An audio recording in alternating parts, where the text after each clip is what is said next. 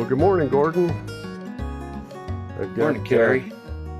Got none other than my good friend Gordon Andrus on with us today. And Gordon is a saddle maker from Hoytsville, Utah. You're going to have to tell me where Hoytsville is. Somewhere in northern Utah, as far as I know. About 40 miles from Evanston on I-80. Oh, okay. Colville is the post office, and we're about 15 miles from Park City. So just 40 miles from Salt Lake. Right in that corner right there. I didn't realize you were that close to Wyoming. Right there. Evanston, Wyoming. I used to tell people that if they'd grab hold of the border with a logging chain, pull it 10 feet for me, eventually I'd be back in Wyoming. So does it get pretty windy right there where you are, like it does in southern Wyoming across there?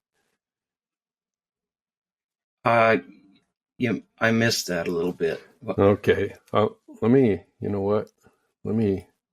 exit out of a couple things.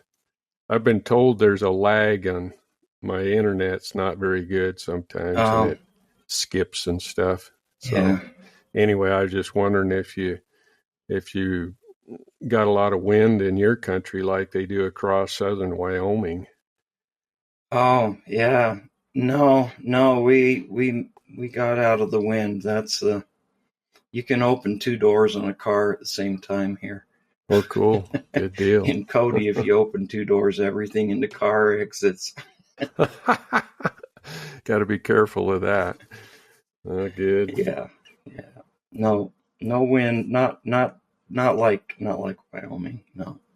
Yeah. Oh, that's terrible. We drove across I-80 there, snuck across there, and they were predicting 65 mile an hour crosswinds there, and shutting down the freeway for all tall vehicles, trucks, and light vehicles. Yeah. So yeah, that's crazy. Yeah, trucks get blown over on I-80 there all the time. Yeah. Well, Gordon, I finally got around to reading this very nice article that you wrote for the Leather Crafters and Saddlers Journal. Got your saddle that you made there on the cover. Saddle was featured in the Britain show that Jim Jackson put together over there last year. And so I got to see this saddle in person. And frankly, I probably could have spent several days kind of studying all that you had done on this saddle. And I want to congratulate you on the saddle and the cover of the magazine. I think it's awesome. Yeah. Thanks, Kerry. In fact, I would go so far as to say I think this ranks in perhaps the top 10 of all contemporary saddles I've seen. I just think the design work and everything you did on it just is phenomenal. Wow, thanks, Kerry. So, but in the article, you said a few things in here that I think are worth bringing up here. One of the things was you talked about you pushed the limits of your knowledge and skill to such an extent that it took many saddles after this project to catch up with them. So that's a little different dynamic. Usually we camp right at, if you stretch yourself, you're camped right at the edge of your abilities, but you spoke here about going way beyond your abilities. Now your everyday work, as it were, has had to catch up with that. Yeah, and I was actually referring to a saddle that I made a lot, years ago, or a number of different saddles, especially early in my career. There's one that kind of stands out where it really did stretch beyond what I was doing in my, daily practice. I was building contract saddles at the time. And this one just, it just changed my whole outlook. I don't know. making things at the limits of your abilities is, uh, it changes more than just your work. It changed that saddle. Of course, I was on a deadline and I didn't know if I was going to get it done. Of course, that seems to be the case for us a lot of the time. But um, it, I don't know. I worked on that saddle till 2 a.m. a lot of times, and I never quit while I was working on it till about midnight. But so you get into kind of a different kind of headspace, that many hours in. But there was one night in particular that I don't know if people understand this, but I had a strange experience when I was at one bench and turned around and noticed the saddle. And it was when it was coming together, kind of for the final fit up, I guess. And it just, I noticed it like it was, I don't know how to describe it. I turned around and I was like, whoa. It surprised me, I guess. I don't know. I felt like it started, I don't know, like moving away from me as the maker and just becoming a thing, that exists in the world. And that was an interesting experience I hadn't had with anything else. But that saddle, I don't get a chance to do anything like that. But it'd been probably about 25 years in the making. Some of the things that I'd thought I would do with it, I ended up not doing. But the like any piece that we make, you're not ready to make it until you're making it, And that one, at one point, I told Marianne I'm not going to get it done, and so I'm just gonna call Jim and say that I can't get it done. And she said, no, no, no. And so then by the next day, I was back on board. But it took just an immense amount of time. You know how that Oh is. yeah. Yeah. Well, you said something a minute ago there, Gordon, that's comes very close to some of the things I've written about, spoke about, taught about, and doing things right on the edge of your ability and challenging ourselves. And what are the dynamics? I've even gone so far as to say that there's a certain, well, for lack of a better word, magic or energy that happens right on the edge of your abilities. Yeah. And that for a craftsman or an artist is a pretty important dynamic, isn't it? Oh yeah. What are your thoughts on what goes on right on the edge of your abilities, in your brain, in your being, in your psyche? Well, your comments just reminded me of jazz musicians, and when you're playing an instrument on the edge of your abilities and you're really highly skilled, which I play guitar and I'm not no master at all, but the thing about music is that it passes away from you instantly, and but there's a dynamic in making that's similar, I think. And when you set out to do something right at the edge, then like the tiniest details come into focus. And I don't think earlier in my career I could have. I've just always said that in the last 10 years or so, that it takes more time to get a project done because I can see more details, and at a much finer level. And so, and I work in other mediums too, and so I thought I knew about fitting from working with leather and wood, but then I started making some tools and working at the machine lathe and a mill, and now you're talking tenths of a thousandth of an inch makes a difference. And that level of fitting just slowed me down even more. And I just I think when you're at the edge of what you can do, you find that everything matters and it comes into focus.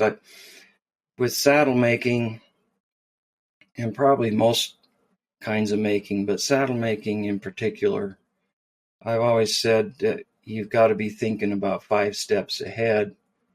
But when you're on the edge, if you only think 5 steps ahead, you're gonna miss. You're shooting for a razor's edge, and of course you don't hit it. It's the physics that are involved, the material, leather in particular. You move a half inch, and it's a different it's a different consistency. I always say the cows are getting even with us, and yeah, it's a hard taskmaster. Leather is, and but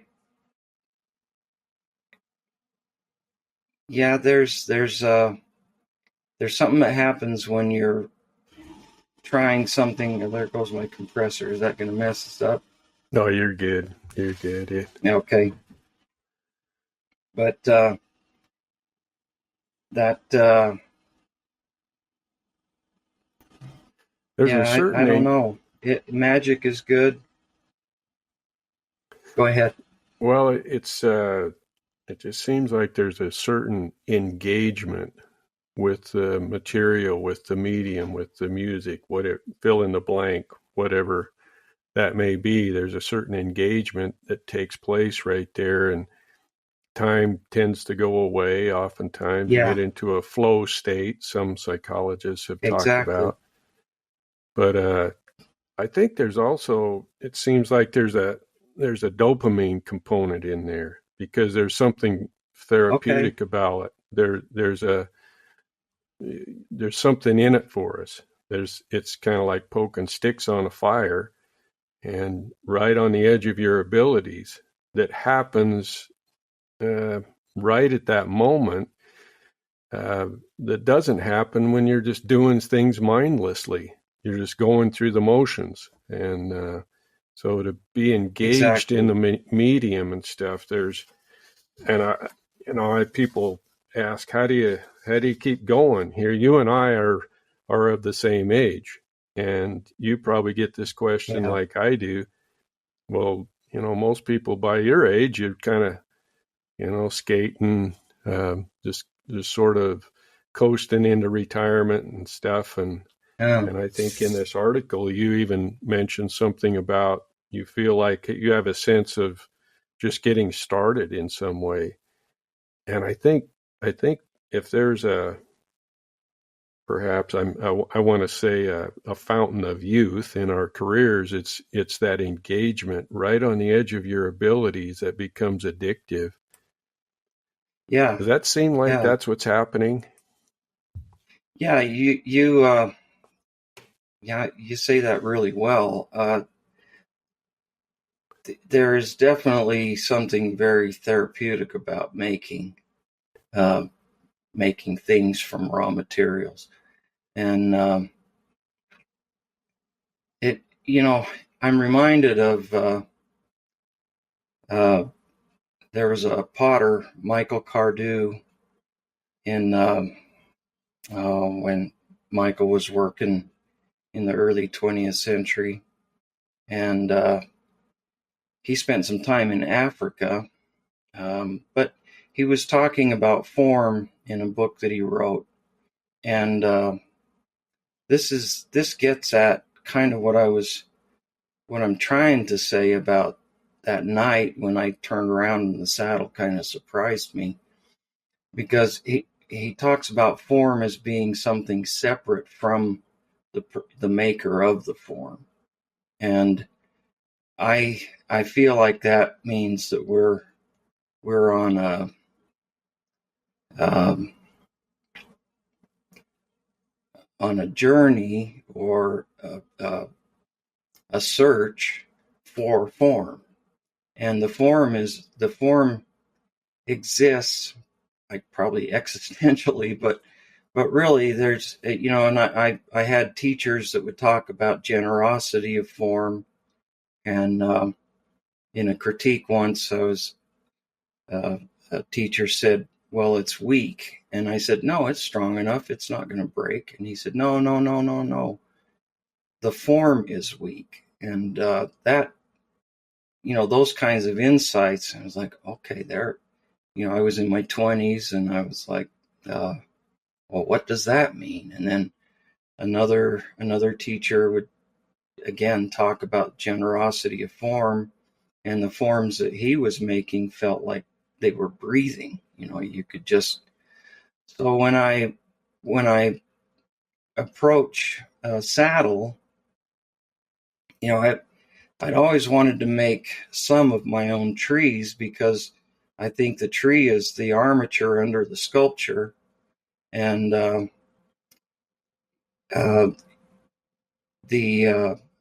then all of those layers of leather, uh, they have to perform a function, a very specific set of functions.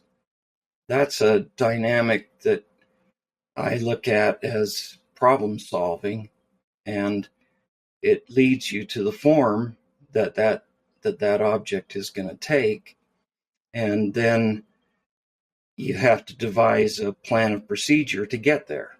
And with a saddle, it's particularly difficult because it's similar to building a house, or I've always thought that it's like making a car.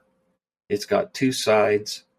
They need to be identical to each other, but there's in a car, there's a steering wheel on one side and not on the other. In a saddle, you've got different things, different functions that each side of the saddle need to perform. But going right down the middle, and off to each side, you've got to solve that problem, not just for one side, but for the other. And on the other side, it's the the mirror image, and how do you get there and have everything stay tight.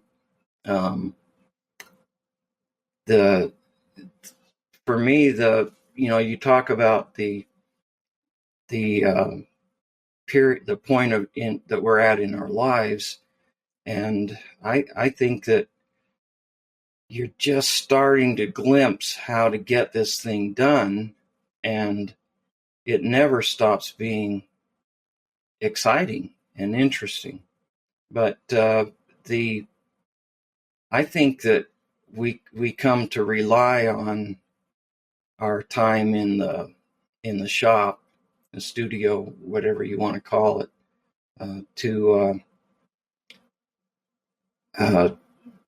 to reach some kind of solid fulfillment, and that's I guess the source of the addiction, is that the better you get at something, if you don't get in your own way, if you let the form be something separate from you, then you can constantly be seeking. And I think that there's a great deal of contentment in being a seeker.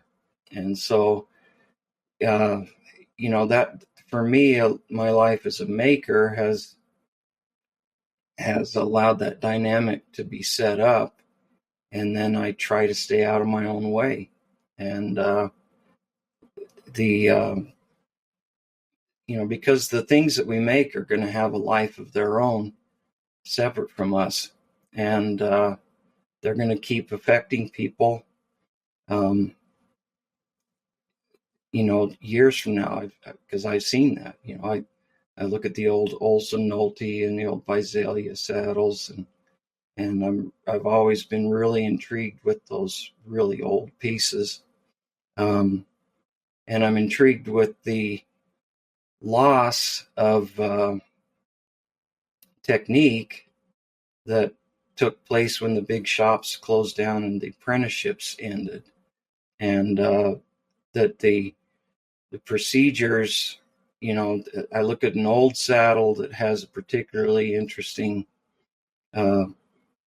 construction component that I have to decipher if I want to know how it was done, and then that leads you to, as a seeker of knowledge and ability, that leads you to look to other people in the trade, ask a lot of questions, try and find out, how could this have been achieved, and then carry on trying to develop more skills and more techniques so that you can, you accomplish that.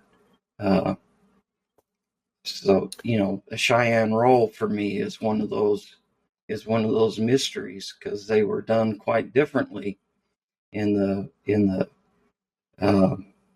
19th century and early 20th century, and none of those makers are around. Yeah. You said a moment ago there in your 20s you were the teacher critiqued some of your work and called it a weak form, I think is what you said. And yeah. So it seems to me that perhaps what he was referring to was, of course, not so much the functional aspect of it, but the architecture of it, the line, Exactly. the shape, Yes. the artistry, if you will, of it, and that's what I think is. You describe Visalia, Olson Nolte, some of those great Bay Area makers. It seems like they were far better than we are today, writ large, as far as our saddle industry as a whole. We don't study architecture very closely. That's where I so much appreciate the work that you've done, and Chuck Storms. Chuck has helped me a lot in my lines and the architecture of my work. And ultimately, I think you're sort of alluding to this, is what you want is a compelling form that if you just look at it objectively, and maybe that's what you encountered in your shop there as you were making that saddle a year ago, is that there was a certain compelling feature of that form for you, and it was quite apart from yourself. Yeah, and you were trying to chase that. You were trying to get a grasp on, and of course it eludes our grasp. It's not something we can just walk up to and throw a switch. There it is. It's a lifetime endeavor. That's exactly. Yeah, you said that very well. That's exactly what happens. Mm-hmm. If a maker will set their ego aside, and you have to do that consciously. You have to just say, okay, this is going to be what it's going to be, and I'm going to try and find it. I've done this a lot, for a lot of years. There's a lot of muscle memory in me, but I never build one where I'm not trying to find that. There's you can break down so many details on a saddle. The gullet rim, if it's a swell fork. I love to make welts because I think a really pretty welt is one of those things that's really difficult to attain. Um, and so, over the years, I've just taken each one of those little parts, but they don't exist by themselves. They have to fit into a hole in the finished product. And what I really want a saddle to do uh, before it goes on a horse is to sit there and look like it's already been on a horse. That you've got everything sucked down tight, that it looks like somebody's already been sitting in it. There's no puckers at the seat jockey going over the fenders, and so the practice in my shop has been to see how I could, how can you achieve that, and then that those things can go out there and do what they're supposed to do, but look, well, I years ago I did some boot making, and I was working in the Living History Museum field. I was working with horses and oxen, and we needed 19th century boots, and so I just I decided I was going to make some, and they're full Wellington, which means the front of the boot has to be crimped into the shape of a boot without a separate vamp at the foot, and getting that piece of leather to do that was extremely difficult. And D.W. Fromer was, at the height of his career at the time, and I called him, and he talked me through, how to get that crimp in there. And I remember that he said, when it gets there, it'll relax. The leather will relax, and it'll be in the shape that you're after, and it won't leave that shape. It's going to stay there. With a piece of clay, it's quite easy to get a shape, but and I think of leather and clay as very similar materials. Although the fibers in clay they can't slide past each other. They have to stretch and elongate and compress.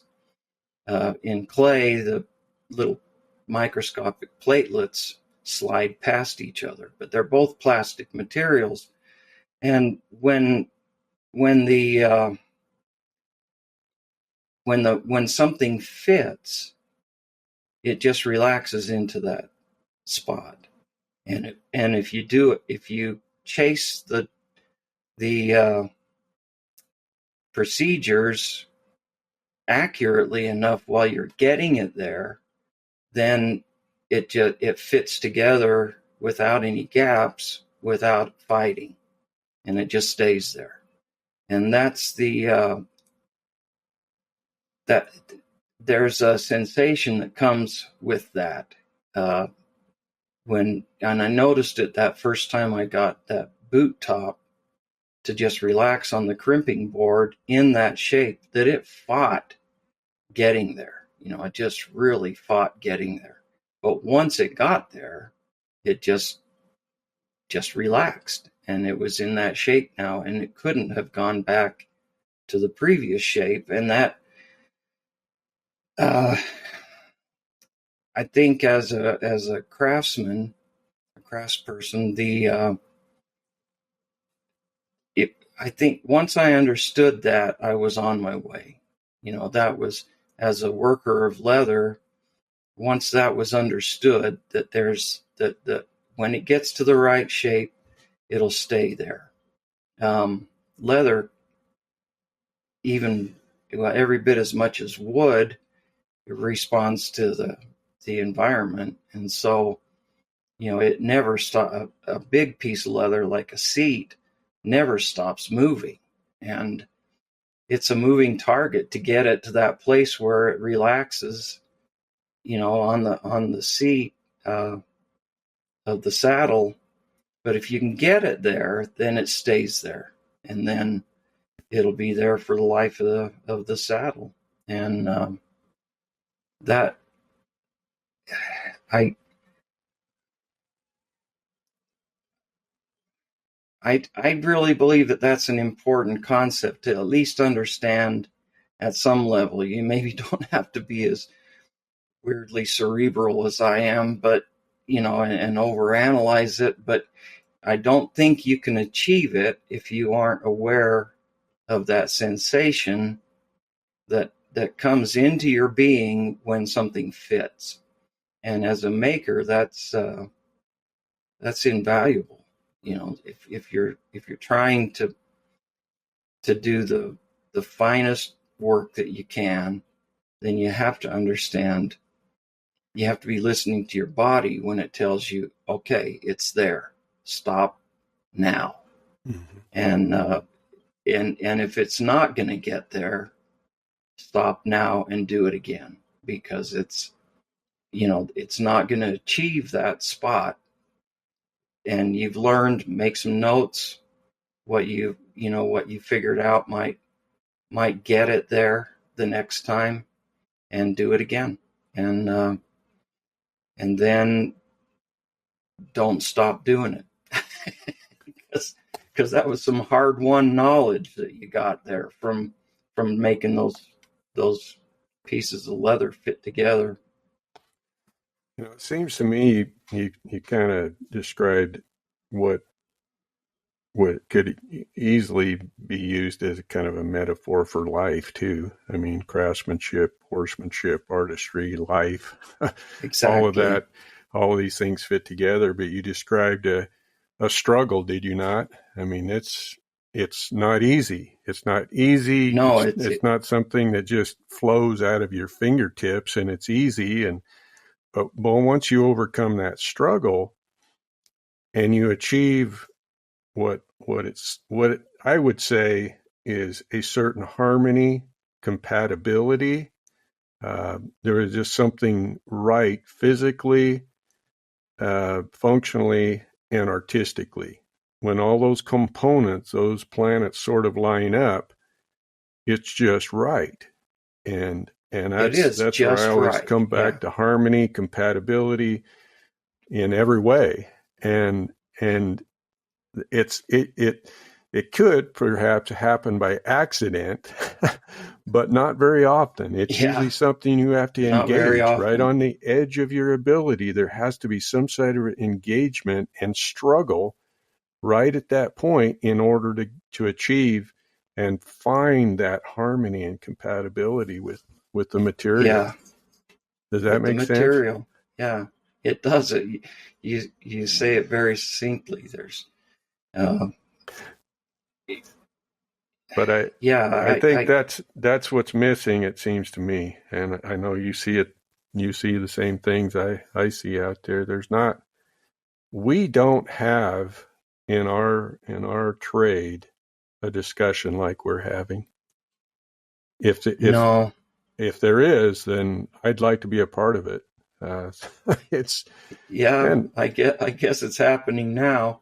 Well, we're going to see if we can't start a conversation on this stuff, because I know it sounds, you and I are, kind of these nerdy, cerebral, you guys talk over the top of everybody and stuff, but I know that there's currency out there for this kind of conversation, because it's simply not there. It's just simply not there. I don't think people are stupid in our trades. It's just that no one has opened the conversation.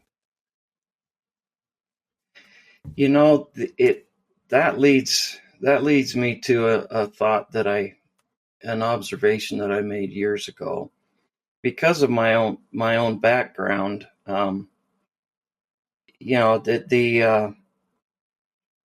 As a kid, I was, I drew a lot of cartoons and was mostly a draftsman. I mostly drew things, but I can remember being in a class and we're doing a still life, and I'm looking at these objects that we're trying to paint, and I had this, I've never forgotten it, this moment when I went, I'd rather be making this stuff in the still life than making an image of the stuff in the still life.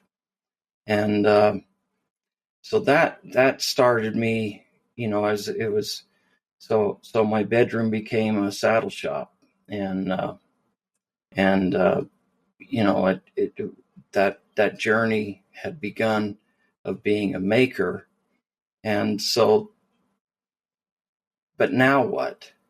Now what? Where is there a place in the world for a maker to make a living? And of course, as a kid, that was not a question I even knew existed, but it was definitely the question I had to answer, because I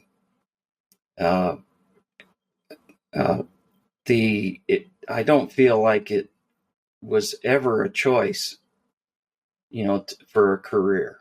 It was never, and I think that most of us that pursue this and keep pursuing it, it's not really a choice to pursue it.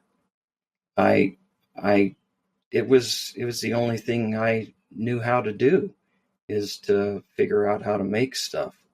And I don't think that when you get good at it,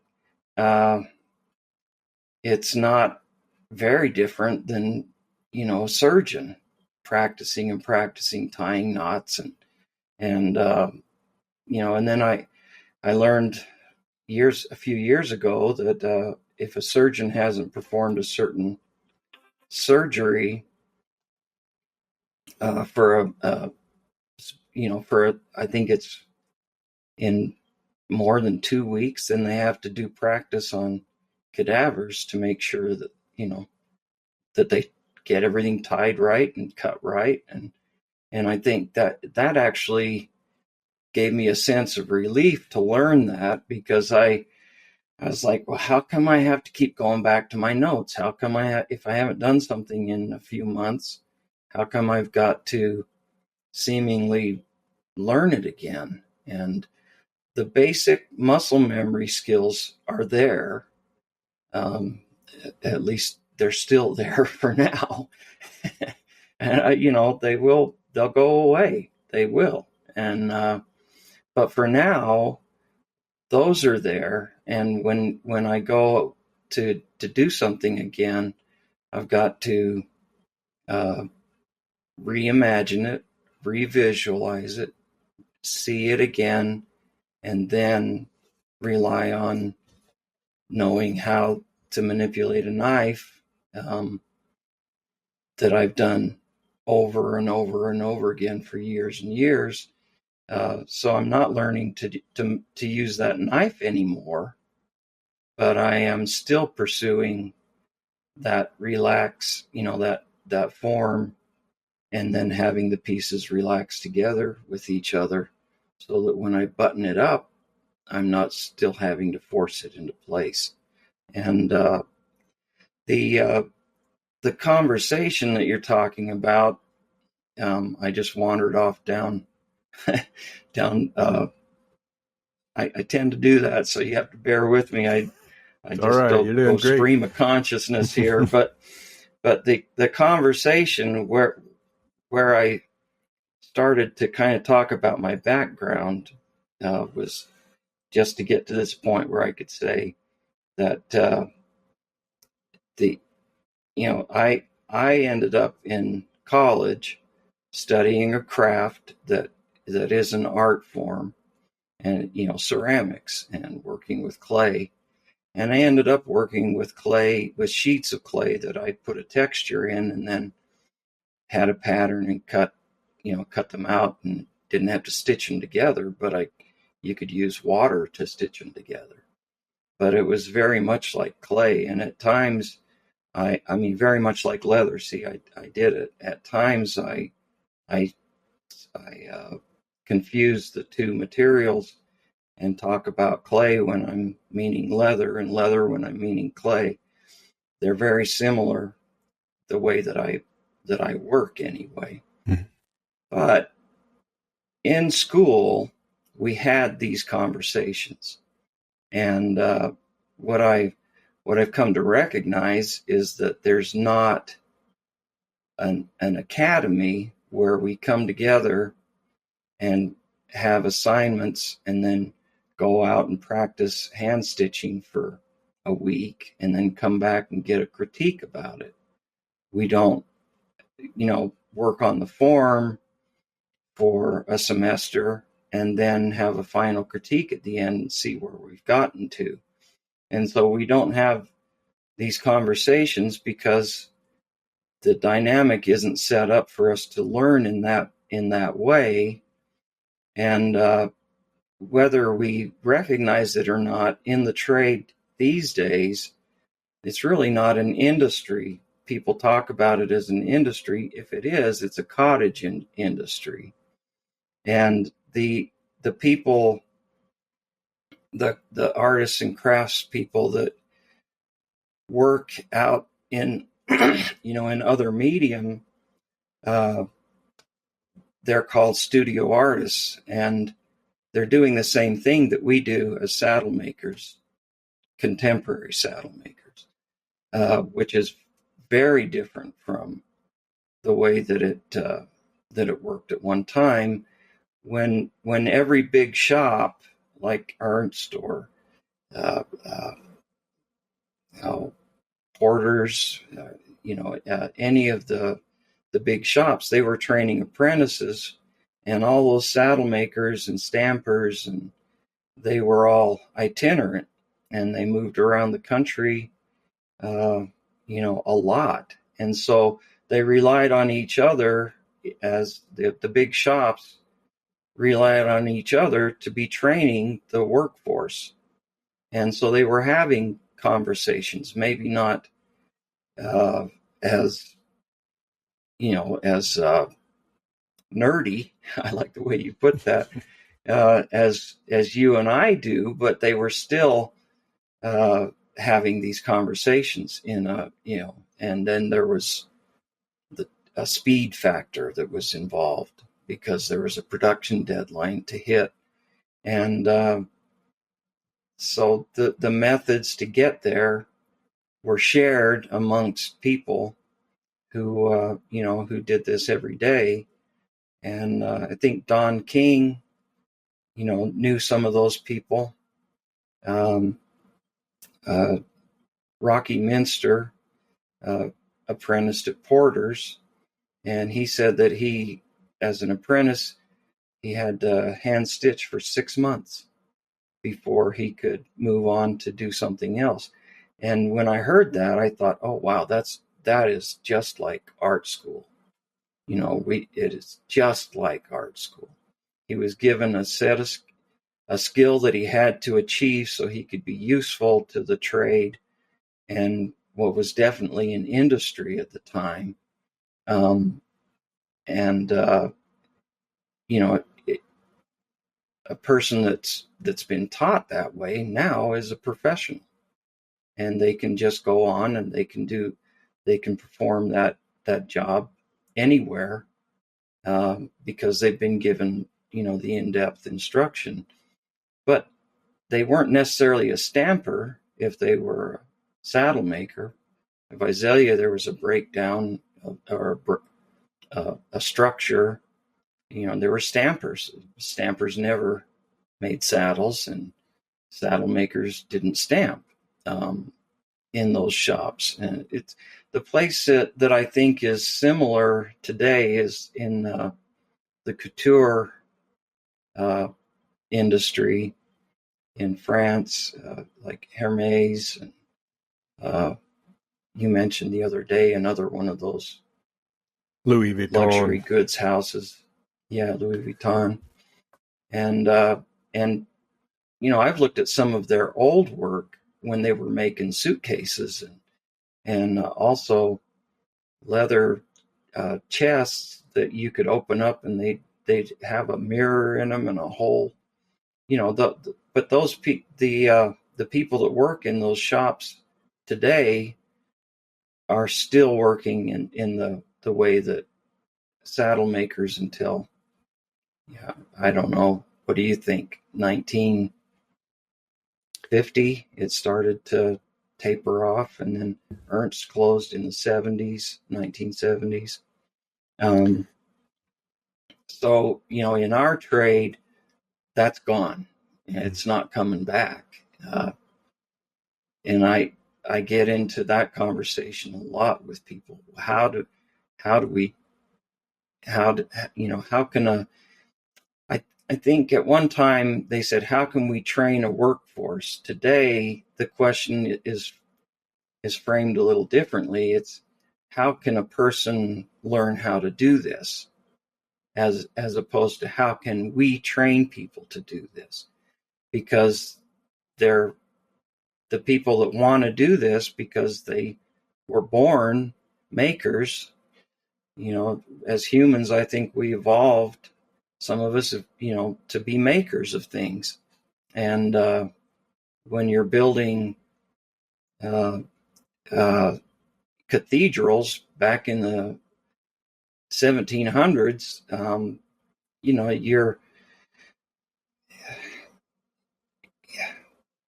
you're the only, you're relied on heavily as the architects and then the workers. And these days, machines do all that. So if you're born with that genetic makeup in yourself, then what do you do? What do? You go out and I think these days, I think people often go into some kind of production, and they learn how to program computers to have CNC machines do things that previously people had to train their body like a CNC machine to perform. We have to, in our trade, we still work with hand tools, so we have to train. I think that muscle memory is just the programming in our brain to run the CNC machine that is our arms and hands, and yeah. Well, I can think ramble. You've described, I think, the dynamics very well. Once after World War II, of course, things became more and more mechanized, and horses became more and more an alternative to agriculture production, and all of those dynamics. And when Dale Harwood started in business for himself in 1961, he describes what he was jumping in when everybody was jumping out. And I think you can mark that 1960-ish, perhaps the start of the one-man shop. So that's what we got, pretty much in the era of the one-man shop. So what are the dynamics? It's just as you described. You got this individualism with a lack of classic training. Isn't that it? Exactly. We have a high degree of individualism, exactly, and not to denigrate anybody. It's just that the cultural setting is not conducive to classical training. It's just simply not. And so, along with that, of course, we've got kind of our ideal here in the country we live in, where we don't give dead people a vote. History began when we were born, and I'm exaggerating, of course, but well, no, that makes sense. When we look at those classically made items, who's studying that stuff? Where is the conversation about that? And we're all sort of left in our own shops to try to fabricate, to manufacture this and find these concepts of harmony, compatibility, the study of the architecture of whatever the medium our discipline that we're engaged with. None of us have enough lifetime to get that all figured out. That's where giving these dead people a vote. Look at those Visalia saddles. Look at all of that exactly. stuff. That's where I think we're at, and that's where I think our challenge as contemporary makers, perhaps in the latter third of our career, to engage a conversation with the industry, the trade as a whole, and see whether we can't get some folks to kind of consider some of these things. I think you said that as well as it could be said. The I at one time I thought, because I'd had the experience in school with with a medium that is still viable in an academy. In the 60s and 70s, there were fiber programs in art schools. There were jewelry, metalworking, but they all fell aside. I think ceramics survived because it was a good elective. That and it's incredibly expensive to run a department like that, because that none of that equipment is cheap. And but there's so many undergrads that can take a wheel throwing class, and so it became a valuable staple in art schools. And if I'm there's a few places that stand out as unique that still teach some of those other mediums, but it's rare. And in an art school setting, the only craft that's taught as an art form is ceramics. And I found the same debate about, is it art or is it craft, or all those things that we get into, and that are really a sideshow and don't fit. I can feel when something doesn't fit now, because I've made things fit together for decades. And so I can tell if someone's feeding me a line, because I'm like, well, that doesn't fit. I know how that feels when it fits. And the same thing exists for us as makers in this day and age, in an industry that is gone, because horses are a luxury item.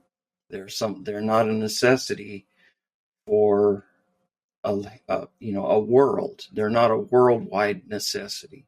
They are a necessity for a shrinking population that ride to raise cattle, but even that is shrinking. So how long do we pursue it? As humans, how long do we pursue this, making furniture for horses? And I don't know the answer to that for definitely, but if I look over to Europe, I do see people that are trained classically to make accoutrements for horses.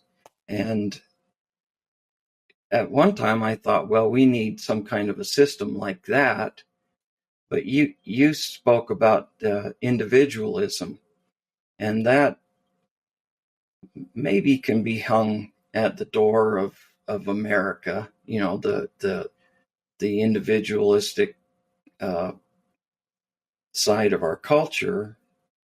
But like you were talking about, at one time there was this is how you do this kind of stitch. And if you're stitching this thick of leather, I learned these things from old books. And then because I was working in living history, there was a bunch of nerdy people that wanted to get things exactly the way they were done at one time.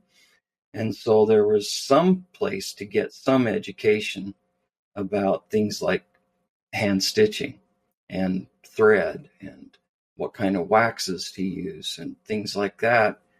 that simply, it was commonplace in an industry that existed, but it's not now. So it's a really valid question, because I see a lot of young people coming up and pursuing this. They continue to want to make saddles. And so, what is the appropriate size stitch for a certain thickness of leather, and, for function and then for show? At one time, bootmakers, shoemakers, they were called cordwainers. They pursued being able to stitch 64 stitches to the inch, which I thought was not true until I saw pictures of it. And people describe that, the pores, the hair follicles in the leather are further apart than a 16th of an inch. That you're working at so yeah, they didn't do that for people to wear them. That was for the Chicago World's Fair, for an exhibition to show that they could do it. And we don't have that. That doesn't exist now.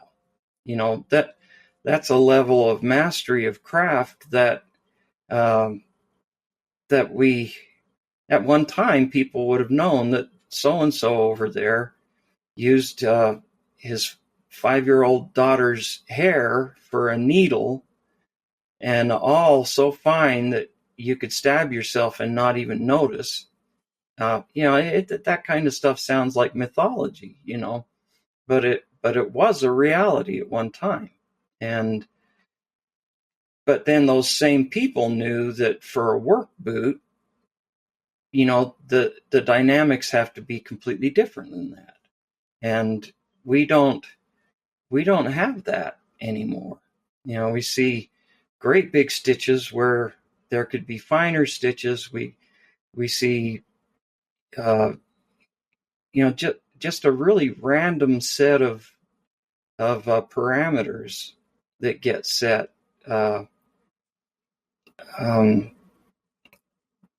without a set of big shops, small factories, I guess you'd call them, setting those parameters for us. And so that the finest work, some of the finest work, even some of us are pursuing work at a level that probably equals some of the very best work done, in the past. But you could go right down the street and see the worst work ever done. And they exist, side by side, where at one time that simply wouldn't have been the case. The level of craftsmanship, if a saddle was built, say a boy's saddle, or just it might not have had anything but cheesecloth and glue on the tree, and that's not strong enough to rope a bull. But that saddle wasn't intended for that.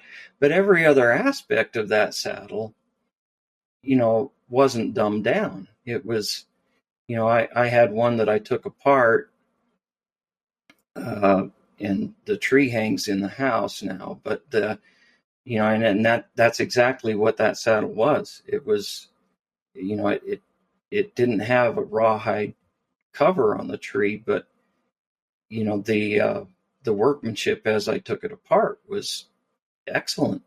It was just part of an industry and a trade, and the specific use for that saddle wasn't to go out and do a lot of roping. So yeah. Well, Gordon, it's been we've already chewed up our hour. We didn't want to put too many sideboards on our visit here this morning, but the reality is I've learned some things. I wrote a few notes as you were talking there. You spoke earlier about generosity of form. Wow. you could spend the rest of my life unpacking what does that mean. And but the other thing too that jumps out at me is that I think we should have a sense of a freedom to struggle. It's okay to struggle. I think we pursue comfort to the nth degree. One of the mantras I keep using, and I see it more and more all the time, when you take something to an absurdity, it becomes its opposite. And when we pursue comfort and a life of ease as our rising standard of living becomes more and more of a thing, then the struggle is not a part of that. It's a sin to struggle. And so I think exactly right. we need to engage a struggle and know that ahead of time it's not going to be easy. Wasn't easy for you, wasn't easy for me. No.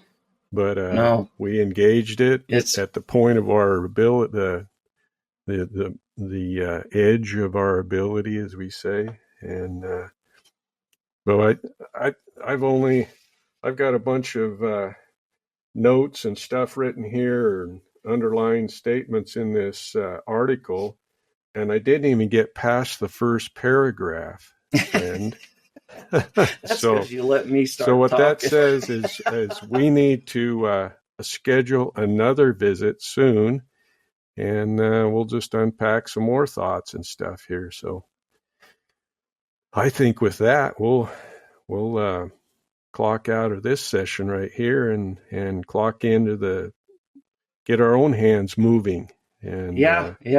And there's a pile of stuff behind me that's oh boy, it's got to be struggled over.